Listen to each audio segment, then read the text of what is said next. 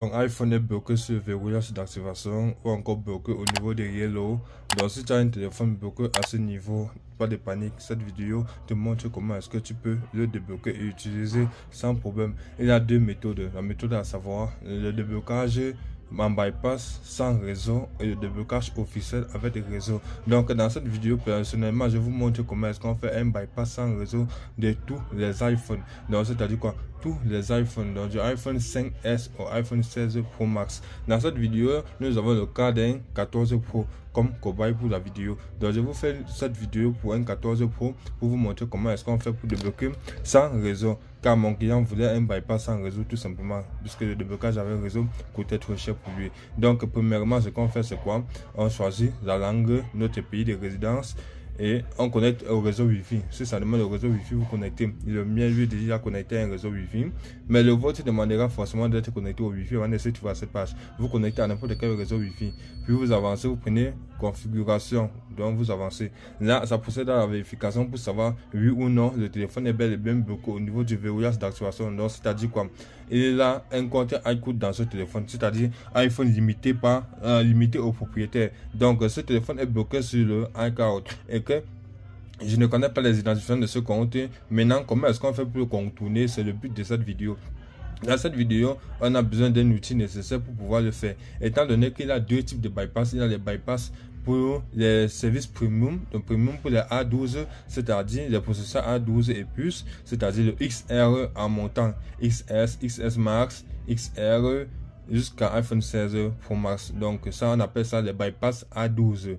Maintenant il y a les bypass A5 à A11. Là quand on parle de A5, A11, A12, ce sont des processeurs, on parle des processeurs de téléphone, c'est-à-dire le 5S qui est le A5, A11 qui est le iPhone X. Donc là ce sont les processeurs, on parle des limites à utiliser. Ici on parle d'un bypass A12 avec e-removal premium. Premium c'est pour les A12, mais ne vous inquiétez pas, il est également e-removal pro pour les simples téléphones, donc pour les A5 à A11, donc iPhone X descendant jusqu'à iPhone 5S. Donc le cas de cette vidéo, je vous montre que ce programme, il a le programme si il permet de gérer tous les iPhones, donc du 5S au iPhone 16 Pro Max. Donc dans cette vidéo, je vous montre comment est-ce qu'on procède pour faire un bypass avec réseau ou sans réseau. Donc tout ce qu'on a à faire premièrement déjà, c'est connecter notre téléphone à notre ordinateur pour qu'il puisse communiquer avec le programme. Donc vous remarquez, là j'ai fait juste le branchement. Cela permettra la communication entre le programme et le téléphone. Le téléphone est branché, vous patientez, les informations sont en train d'être lues. Après la lecture des informations du téléphone, la vérification, c'est checking. Donc on dit restons le device to last iOS version. Donc si la version de votre système n'est pas à jour, il demande directement de faire la mise à jour, car il veut faire le bypass en réseau avec la dernière version du iOS système.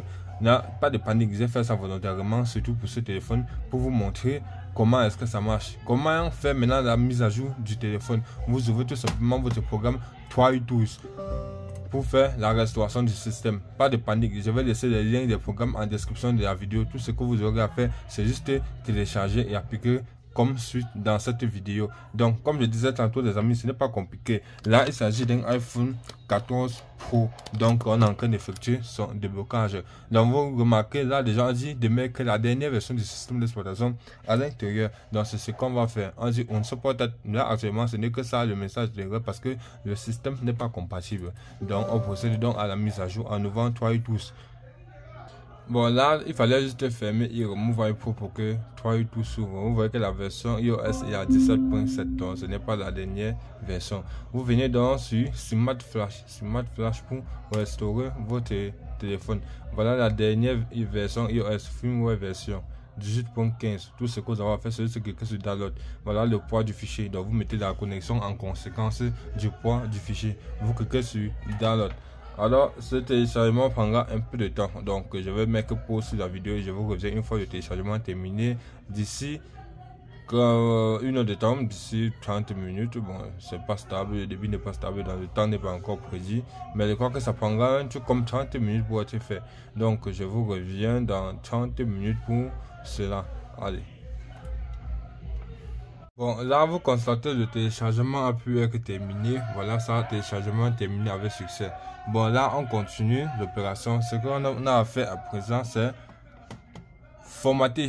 On n'a pas besoin de faire la mise à jour. Si on veut faire une mise à jour, on clique là-dessus. Mais là, on a besoin de formater le téléphone. Donc, je formate. Je clique sur Flash. Je confirme. Je clique sur Flash pour confirmer. Voilà, le téléphone en recovery mode seul. Donc, si vous regardez le téléphone, vous allez voir, il va entrer en recovery mode tout seul. Donc, vous patientez, le téléphone s'éteint d'abord. Puis, il met le téléphone en recovery mode, en mode flash. Voilà, c'est fait. Il retourne, il revient encore sur la barre de progression, la barre de chargement du système d'exploitation. Donc, vous remarquez, le pourcentage également, lui aussi, il évolue progressivement. Donc là, ça travaille déjà. Regardez le téléphone, lui aussi il a mis la barre de chargement. Donc le processus lui aussi prend du temps, dans 5 à 10 minutes. Donc je vous reviens une fois lorsque le processus sera à 100%, lorsque le chargement sera complet. Pareil pour ici. Donc je mets pause à la vidéo et je vous reviens une fois le chargement terminé. Donc à très bientôt. Bon, là vous remarquez le processus est déjà presque à la fin. La progression là-bas évolue et c'est pareil sur le téléphone. Le téléphone lui là presque à la fin. Donc là vous remarquez l'évolution. Donc vous patientez tout simplement jusqu'à la fin. Donc vous soyez juste patient et tout ira pour le mieux. Donc voilà, comme vous constatez, le flash est terminé avec succès. On dit congratulations, donc l'opération a été reçue avec succès. Nous avons donc comme version actuelle la dernière version qui est 18.5. donc c'est bel et bien à jour.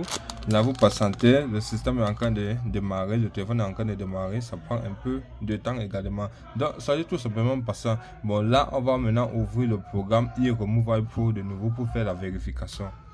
Bon, là on branche le téléphone sur iRemove, vous voyez il est encore sur checking. Là maintenant il procède à la vérification.